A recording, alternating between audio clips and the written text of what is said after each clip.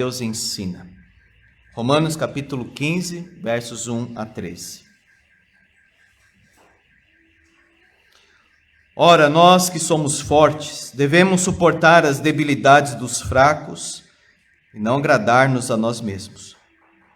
Portanto, cada um de nós agrade ao próximo no que é bom para edificação.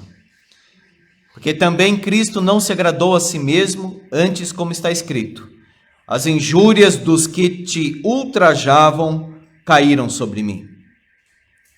Pois todo quanto outrora foi escrito, para o nosso ensino foi escrito, a fim de que pela paciência e pela consolação das Escrituras tenhamos esperança. Ora, o Deus da paciência e da consolação vos conceda o mesmo sentir de uns para com os outros, segundo Cristo Jesus, para que concordemente e a uma voz glorifiqueis ao Deus e Pai de nosso Senhor Jesus Cristo. Portanto, acolhei-vos uns aos outros, como também Cristo nos acolheu para a glória de Deus.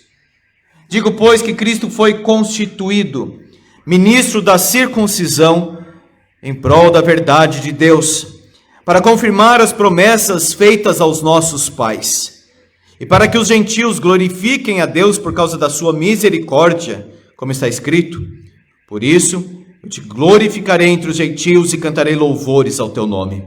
E também diz: alegrai-vos, ó gentios, com o seu povo. E ainda: louvai ao Senhor, vós todos os gentios, e todos os povos o louvem. Também Isaías diz: haverá a raiz de Jessé, aquele que se levanta para governar os gentios. Nele os gentios esperarão. E o Deus da esperança vos encha de todo gozo e paz no vosso crer, para que sejais ricos de esperança no poder do Espírito Santo. Amém.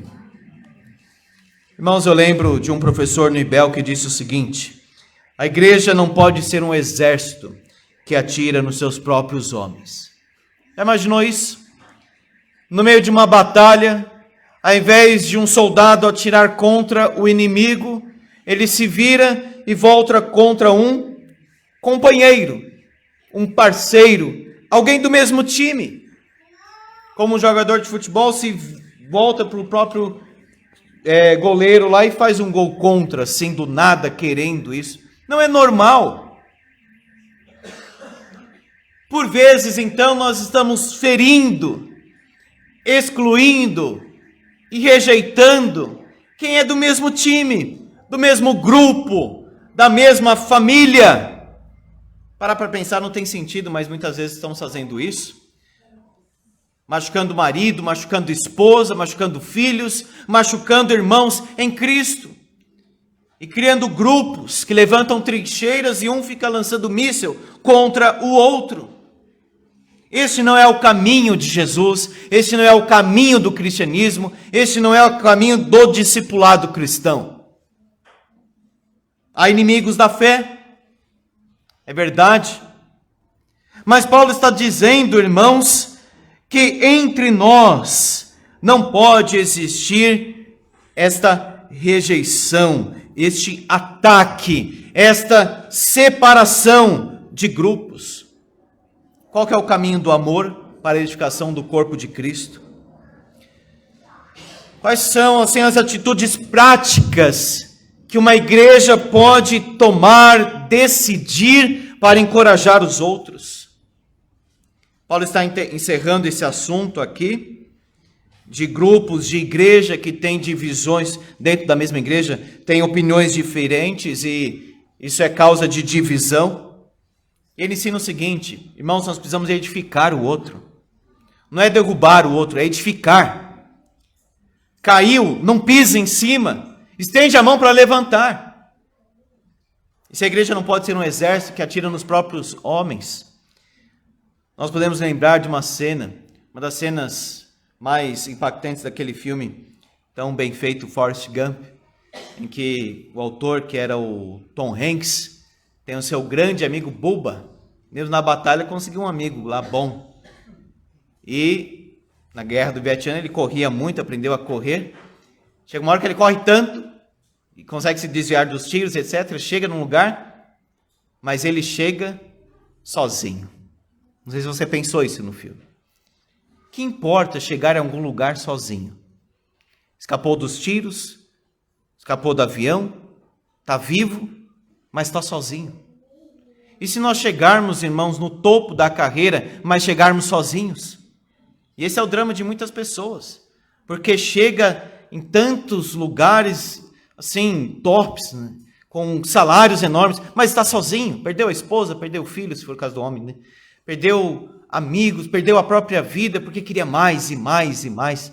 Mas lá no filme Forrest Gump volta, no meio dos tiros ali, põe o seu amigo ali nas costas, e ali do lado do rio, naquela cena muito emblemática, eles têm uma conversa, e o Bubba diz para ele que queria voltar para casa. Amados irmãos, isso que é amizade. Isso que é realmente esse companheirismo. Esse é o nível de compromisso que nós temos que ter com as pessoas. João diz: Deus enviou o seu próprio Filho para morrer por nós. Agora, qual que é o nosso movimento? Dar a nossa vida para morrer pelos irmãos. Jesus disse: estive preso e fostes ver-me. Porque toda vez que um discípulo visitava o outro na prisão, ele estava como que visitando o próprio Senhor Jesus. Agora, se você visita um irmão que está preso por ser cristão, a probabilidade de você ficar preso lá também é muito grande. Até que ponto, então, nós vamos, irmãos, na caminhada do amor? E o que nós precisamos fazer para edificar, acolher, pensar em unidade, na unidade do Espírito?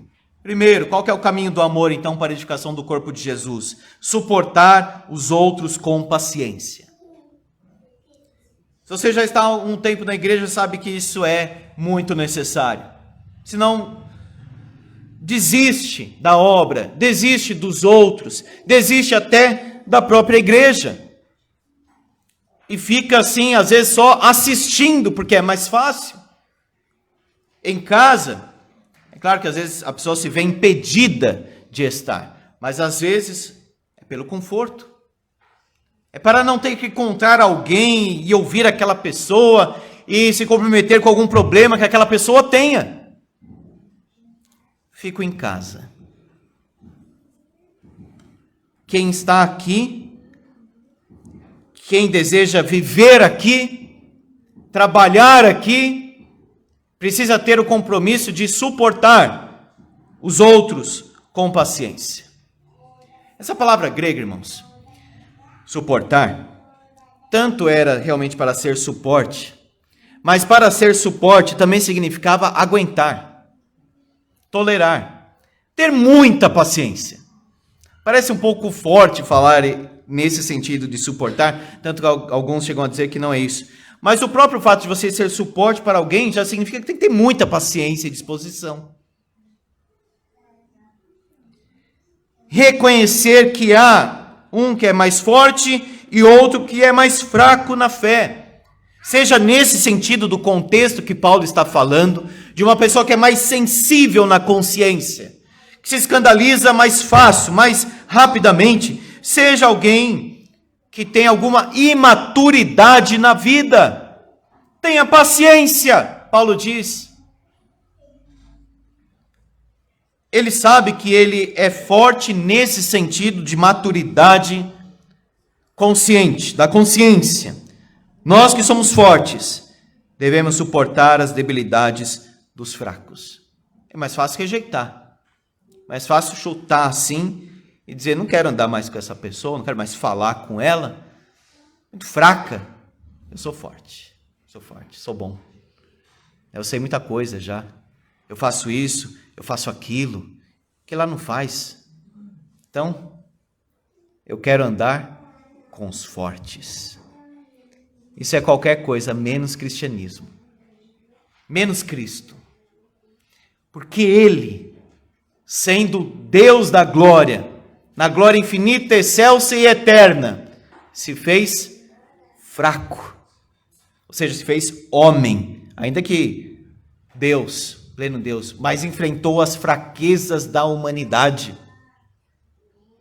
Ele precisava fazer isso? Ele foi obrigado a isso? Ele foi, digamos assim, constrangido a isso pelo pai? Não. Ele levantou a mão, por assim dizer, e disse: eu irei. Eu morrerei pelos fracos. Eu vou encarnar em fraqueza.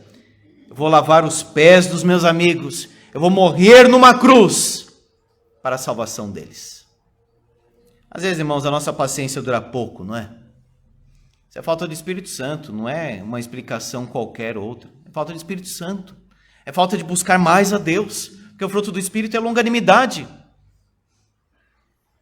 É falta de oração. É renúncia, olha só, não agradar-nos a nós mesmos. Jesus quer tirar essa preocupação exagerada com a nossa própria vida. A gente se preocupa demais com o nosso próprio umbigo, não é? Eu estou bem hoje? Eu estou bem amanhã? Eu estou me sentindo bem? Eu estou confortável? Eu estou sendo atendido nas minhas expectativas? Eu. Jesus diz: Deus e o próximo. Porque a gente já se ama demais.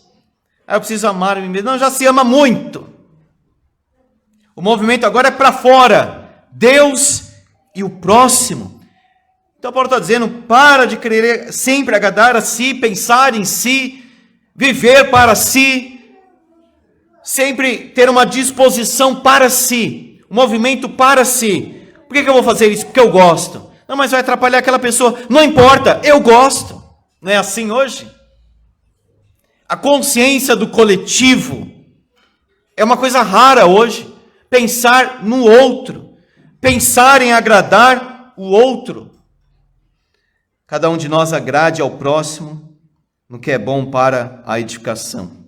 Eu só preciso agradar a Deus. Tem um sentido em que você precisa agradar os outros também. A gente não deve pensar assim: tudo que eu faço é para agradar os outros, porque quem quer agradar a todos não agrada a Deus. Mas querendo agradar a Deus, eu preciso agradar, ou seja, fazer o bem para o próximo. É claro, você não está aqui para agradar o pastor, o seu pai, a sua mãe, você está aqui para agradar a Deus. Agora, agradando a Deus aqui, você pode ser também agradável às outras pessoas. Cumprimentando, ouvindo, ajudando, servindo e se dispondo. Você está agradando, ou seja, você está sendo favorável ao próximo. Olha aí. No que é bom para edificação. Então veja, Paulo colocou no ponto certo aqui esse agradar ao próximo. Não é simplesmente para bajular o próximo, mas para fazer pelo próximo aquilo que é favorável para que ele cresça em Jesus. Então a igreja quer crescer em amor, a igreja quer ser edificada. Primeiro, suportar os outros com paciência. Segundo, agradar o próximo para edificar. Terceiro, sofrer injustamente, segundo o exemplo de Jesus. Cristo não se agradou a si mesmo, versículo 3.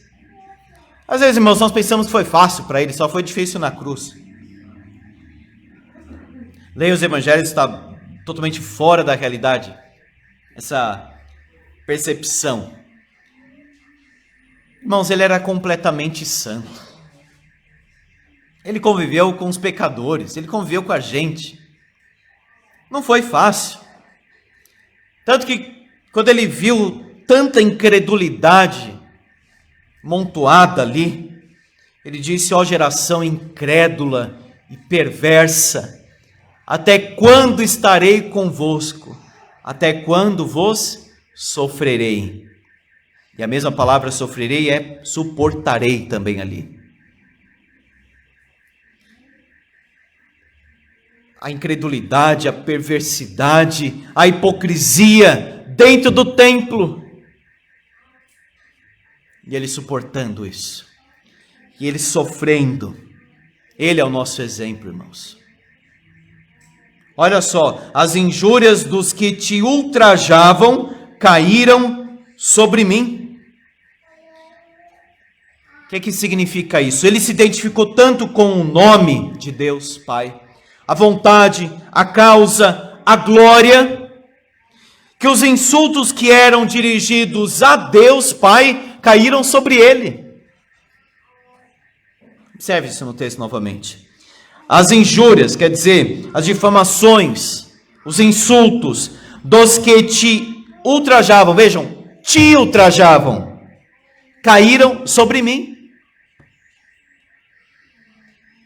Então nós que estamos preocupados de uma forma exagerada com o nosso próprio nome, devemos pensar mais no nome de Deus. Como o presbítero Wagner lembrou aqui do Salmo 139, quem defende o aborto não está se levantando simplesmente ou somente contra a igreja, está se levantando contra Deus. Quem se levanta contra a igreja, na verdade, se levanta contra Deus. Então Jesus está falando aqui o seguinte: ofendendo ao Pai, está ofendendo a mim. Ele se sente, é o zelo de Finéias. O zelo de Finéias é o zelo de Deus, é o zelo por Deus. É a glória de Deus que está sendo ofendida. E às vezes, irmãos, nós ficamos tão preocupados quando o nosso nome está em jogo, e não nos preocupamos tanto com as ofensas dirigidas a Deus. O filho, quando viu todo aquele comércio no templo, aquela hipocrisia no templo de Jerusalém, não era o templo lá de Éfeso, não era o templo dos filisteus de Dagom, era o templo de Jerusalém, comércio, um monte de ladrão lá dentro, tirando dinheiro de tudo que poderia, cheio de hipocrisia naquela adoração. O zelo acendeu no coração do filho, e ele pensou no pai, nos termos do salmista: o zelo da tua casa me consumirá. Então essa casa aqui é de Deus. Se algo estiver fora aqui, é por causa de Deus que nós teremos essa preocupação e esse zelo. A obra não é minha, nem do conselho, nem da igreja presbiteriana, nem de ninguém. A obra é de Deus. Nós precisamos ter essa consciência, irmãos, de sofrer pelo nome do Senhor. Se nós queremos uma igreja também amorosa, edificante, nós precisamos fortalecer o coração na palavra. Veja o versículo 4. Pois o que foi escrito antes, foi escrito para o nosso ensino. Mas Paulo, você está citando aí o Salmo 69, a antiga aliança. Paulo diz, não. O que foi escrito lá atrás é para nós hoje. Versículo 3, versículo 9, 10, 11, 12. Ele cita aí o Salmo, segundo Samuel, o Salmo novamente, Deuteronômio, Isaías. Ele está trazendo todo o testemunho do Antigo Testamento para fundamentar aquilo que ele fala. Irmãos, se nós não somos uma igreja edificada na palavra, nós não somos igreja mais. Se nós não priorizarmos, colocarmos acima a pregação da palavra, a igreja já vai se corromper, se desfazer, se desviar. Vamos aumentar aqui música, louvor, 2 horas. Pregação deixa 15. Errado, completamente errado. Totalmente fora do padrão, do centro. Inclusive é a palavra de Deus que gera adoração. É a palavra de Deus que guia a igreja nos caminhos de Deus. Se você tirar a pregação expositiva da palavra, expositiva não estou falando de um método de pregação, estou falando daquela pregação que é bíblica. A pregação da palavra, aquela pregação que coloca a palavra diante da igreja, já não é igreja mais. É uma igreja falsa.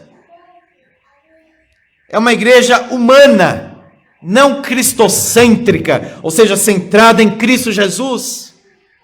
Paulo diz então que está escrito lá atrás, foi escrito para nós, a fim de que pela paciência, pela consolação das Escrituras, tenhamos esperança. Então, vai meditar na palavra de Deus e coloque a Bíblia no seu coração e na sua vida, a esperança vai nascendo, vem assim, cada vez mais forte vai sendo gerada pelo Espírito Santo, porque o Espírito Santo age na palavra, através da palavra. Deus tem um compromisso com a sua própria palavra.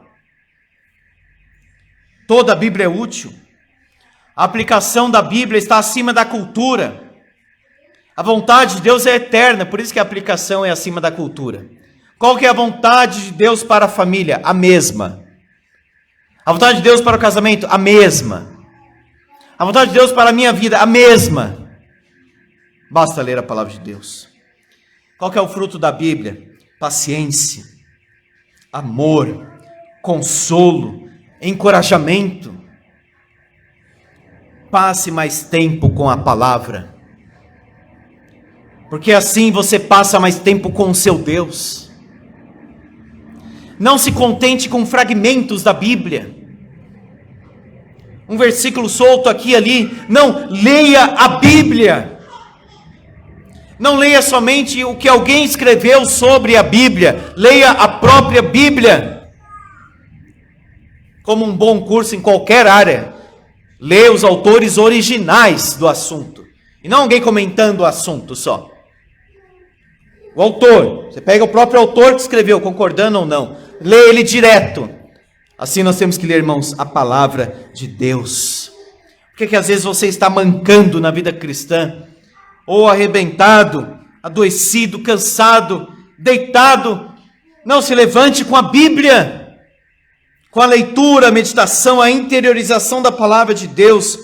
Isso traz encorajamento, isso traz consolo, traz paciência, traz as virtudes do Espírito na sua alma. Tudo muda. Fique exposto então à palavra de Deus. A palavra de Deus transforma. Antigo e Novo Testamentos, a Bíblia toda, tudo que foi escrito foi para o nosso ensino. Quero que Deus fale comigo. Então leia a Bíblia, Ele vai falar. Não busque novas revelações. Tudo isso aí, uma artimanha, sabe de quem? Do diabo, para afastar as pessoas da Bíblia.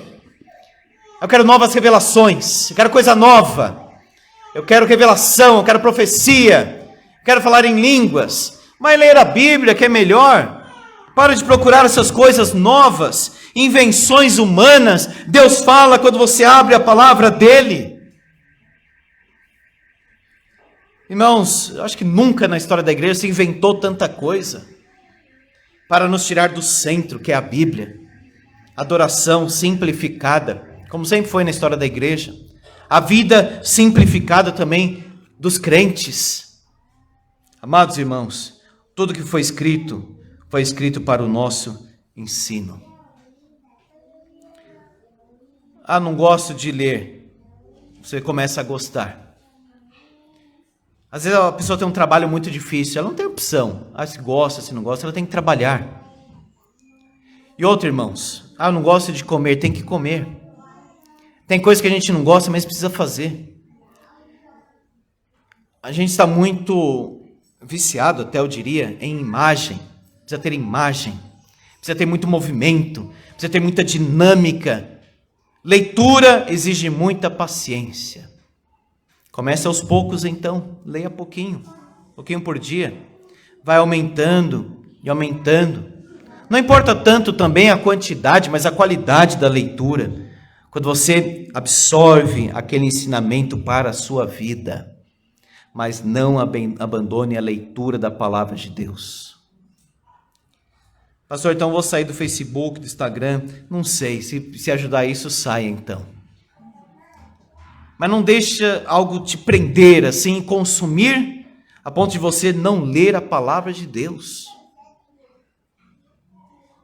Porque essas pessoas que trabalham nessas coisas, se você ler alguns livros, você vai observar que elas realmente fazem esses aplicativos, essas redes, para que a pessoa crie uma dependência de olhar sempre, porque sempre tem coisa nova ali para ver, sempre tem coisa nova ali para curtir, sempre tem coisa nova para fazer você rir.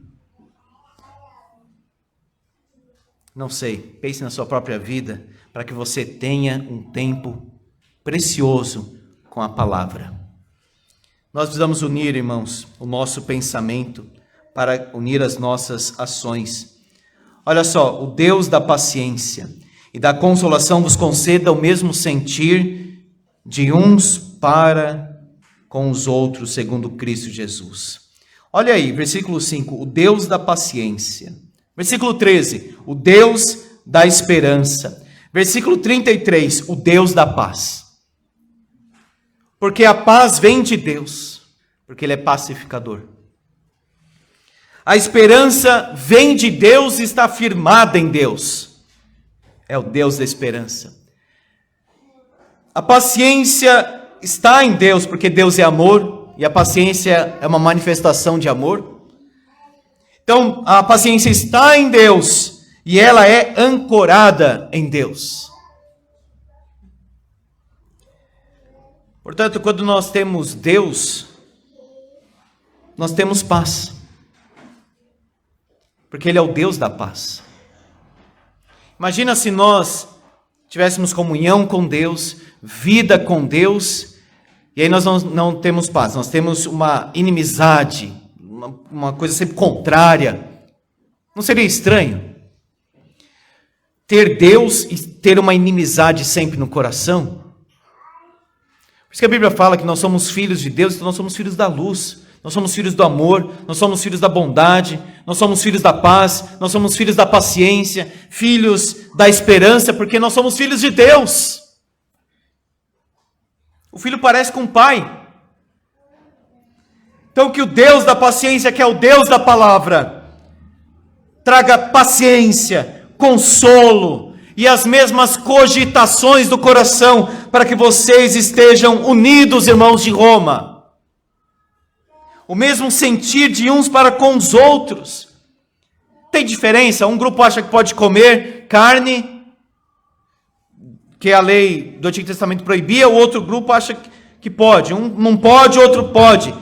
Mas que na questão do amor, da unidade da fé, do acolhimento, que vocês estejam unidos, apesar dessas diferenças secundárias.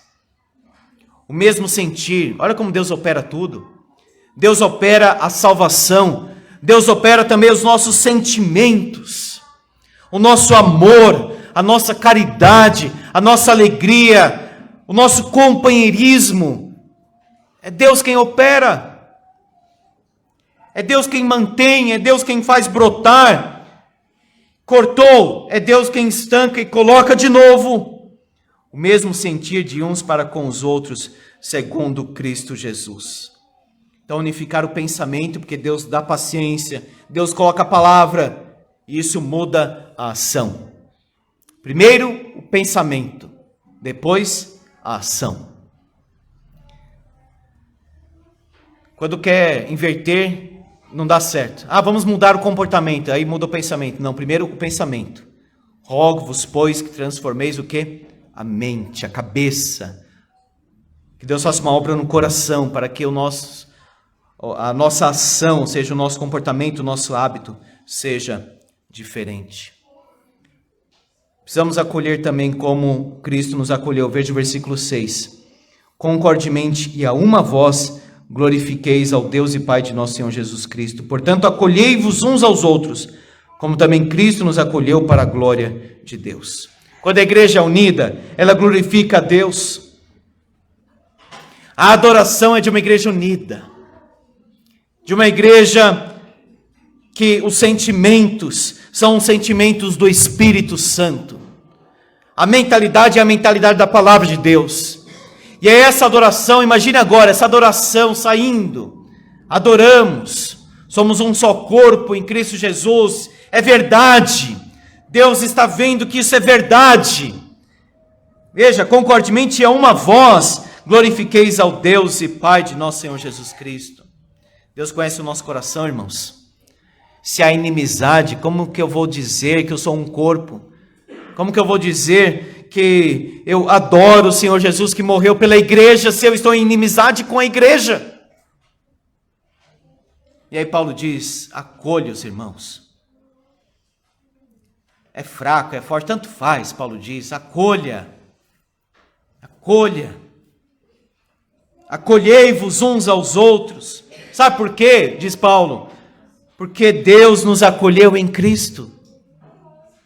Deus acolheu você. pecador, e eu também. Ele acolheu assim, tudo sujo, imundo, cheio de pecado, inimigo de Deus. Ele disse: vem cá, eu te recebo agora como filho. Isso é adoção, irmãos. Quem somos nós para rejeitar alguém se Deus nos acolheu? E Ele não deixa sair mais, Ele acolheu para sempre. Ele nos acolheu. Quem sou eu então para rejeitar um irmão? Para rejeitar alguém na rua também? Para rejeitar alguém na família? Ou olhar para alguém e dizer assim: eu nunca mais falo com aquela pessoa, nunca mais cumprimento aquela pessoa. E se Deus fizesse isso com a gente também? Quantos erros a gente cometeu contra Deus? Nossa vida nunca está ideal no padrão da palavra, está sempre fora, não é? Ou alguém aqui é perfeito? Mesmo assim Ele nos acolhe. Então é falta de humildade, é falta de consciência maior do que Deus fez por nós em Cristo. Nos acolheu para a glória de Deus.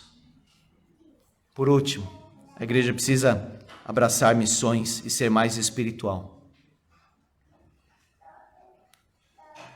Paulo diz aqui que Cristo é ministro da circuncisão, ou seja, da aliança, para confirmar as promessas antigas. Aí alguém diz: mas Paulo está mudando de assunto? Não.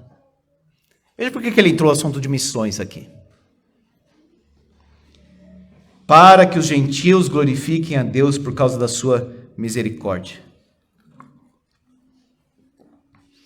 Irmãos, Deus, Ele ajunta pessoas que são muito diferentes. Você vê no grupo dos 12, tinha um lá que odiava Roma e tinha um que era empregado de Roma. Você tinha um João que naquele momento ali, Tiago e João eram inflamados. O Senhor quer que ora para descer fogo aqui sobre os samaritanos? Você tinha um Tomé que só duvidava. Tinha gente diferente. E na igreja de Roma? Judeus e gentios. Alguém poderia ter ideia: não, vamos fazer uma igreja assim só de judeus, não é melhor? Não tem diferença. Já não vai ter divisão, não tem dificuldade, cada um come a comida que acha que deve comer e ponto final. Deus não quer isso. Deus quer gente diferente no mesmo grupo.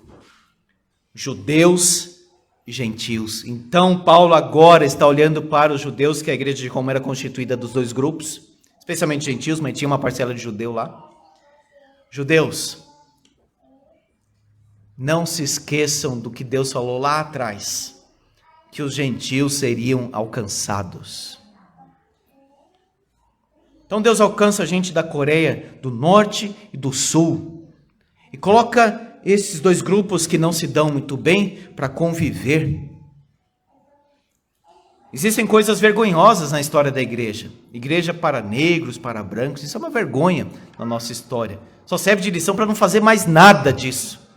Em nenhum sentido. Nenhuma separação, nenhuma divisão. Colocar um grupo assim distante do outro. Paulo então está dizendo: irmãos, vocês precisam de edificação, de acolhimento. Então os judeus, abram os corações agora para os gentios, porque Deus disse lá atrás que Ele mesmo iria alcançar os gentios, por causa da misericórdia. Olha o versículo 9. Eu te glorificarei entre os gentios e cantarei louvores ao teu nome. Segundo Samuel 22, também está no Salmo 18, que é um salmo paralelo, segundo Samuel 22. Davi dizendo. Vocês não estimam tanto Davi? Está aqui ele olhando para os gentios. Vocês não estimam tanto Abraão? Em ti serão benditas todas as famílias, ou seja, as etnias da terra, judeus e gentios, para a glória de Deus. Então nós não podemos confundir as coisas, irmãos, criando grupos de separação. Não, judeus e gentios, uma igreja que acolhe então as pessoas diferentes, para que Cristo transforme essas vidas. O fundamento da missão então é Jesus, versículo 8. O propósito da missão é a glória de Deus, versículo 9, para que que o nome de Deus seja glorificado entre os gentios. A extensão da missão, alegrai-vos, ó gentios, com o seu povo. O fruto da missão é alegria. A extensão da missão, todos os povos, versículo 10, versículo 11, todos os gentios, todos os povos o louvem. Já imaginou aquela adoração transcultural do último dia, da glória?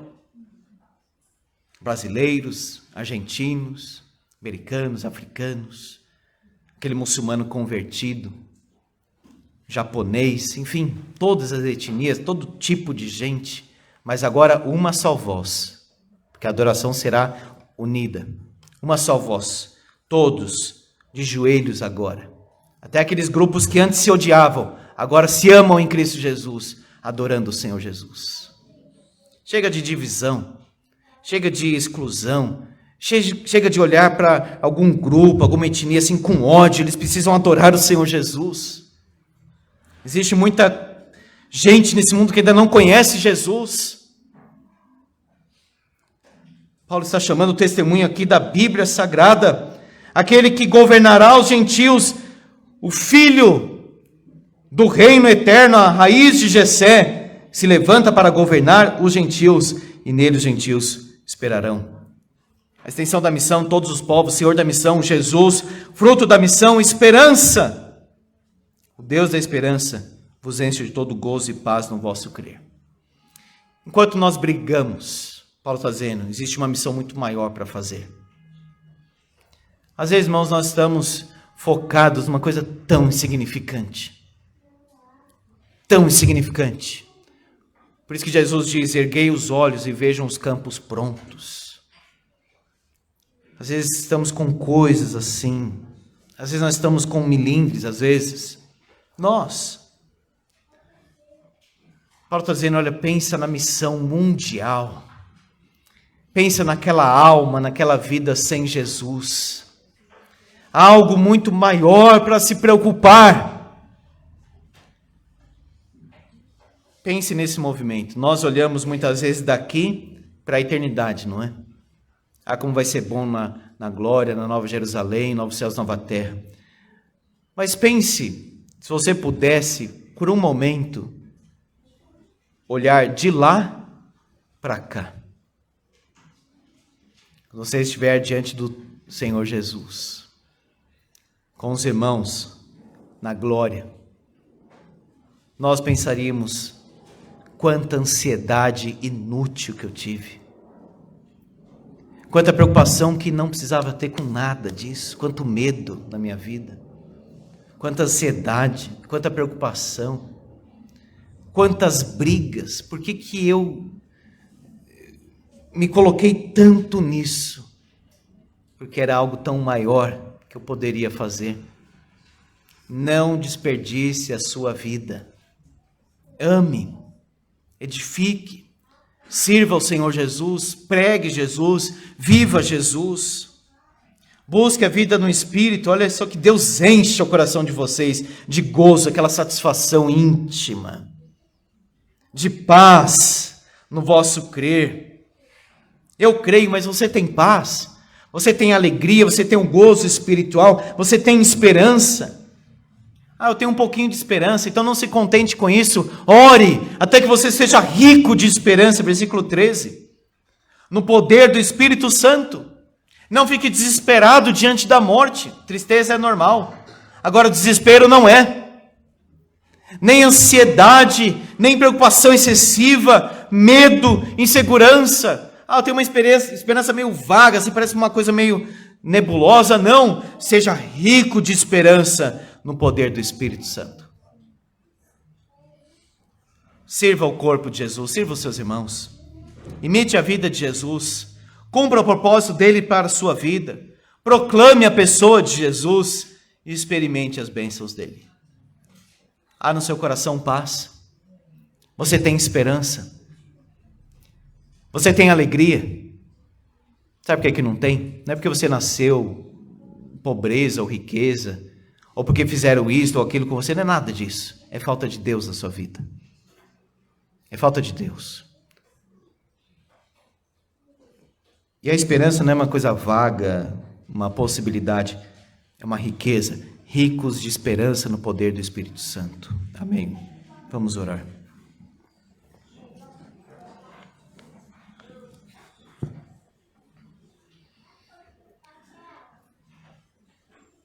Senhor, derrama na nossa vida mais do Teu amor.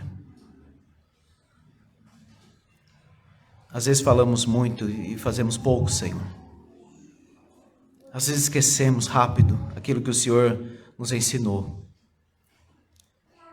Não, Senhor, grava a Tua palavra na nossa vida. Nós queremos viver, Senhor, Tua palavra. Não queremos só conhecer como se fôssemos pesquisadores.